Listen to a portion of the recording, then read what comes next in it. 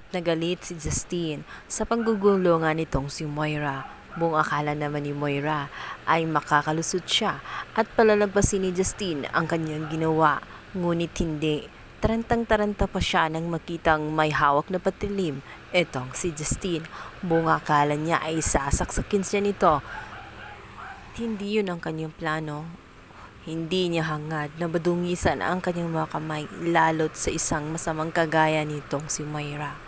Dali-dali ang kanyang paglakad at ang punteriya nga niya ay ito ngang mga gulong at sasakyan nitong si Moira. Makaganti man lamang sa ginawang kabastusan nitong si Moira sa kanilang lahat. Tawang-tawa naman itong si Giselle sa nakita niyang reaksyon nitong si Moira na tela baga naiihi sa takot nang makitang si Justine ay papalapit sa kanya at may hawak na batalim. Sa akala ba daw niya ay paglalagpasin ni Justine ang kanyang ginawa, manang-mana yata sa kanya ang kanyang anak.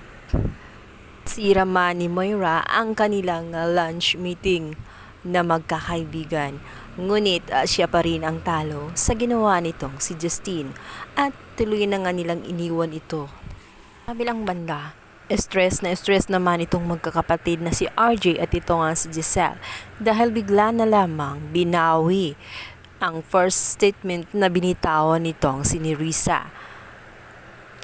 Sinabi ni Giselle na naiinis siya ng sobra dito nga kay Nerissa kung saan sinabi na nga niya at narinig pa umuno ng officer. Ngunit bakit pa niya ito binawi? Ang sagot naman ng officer ay wala silang magagawa.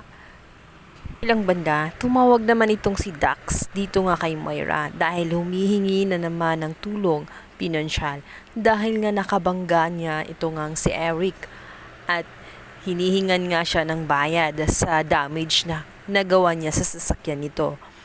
At dito ngay maririnig ni Eric ang usapan nila ni Moira dahil si Moira ay ayaw na sanang mabigay ng pera dahil nga nabayaran na niya ito sa inutos niya sa kanya.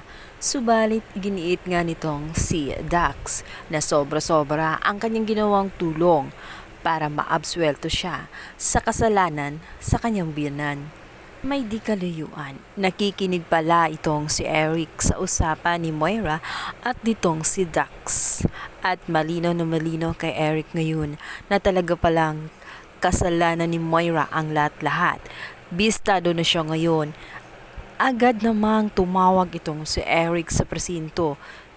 At dito nga'y natawagan niya itong si RJ upang sabihin sa kanyang ang mga nalalaman niya na may nakilala siyang tao at sa tingin niya ay tauhan niyon nitong si Moira. Kaya naman para hindi nga makatakas at tuluyan na ngang makamit ng kanilang papaang hustisya, inutusan nila itong si Eric na hawakan itong si Dax at wag na wag pakakawalan hanggat hindi sila dumarating.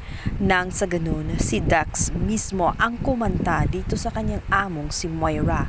At tiyak na wala na talagang kalusot-lusot itong si Moira.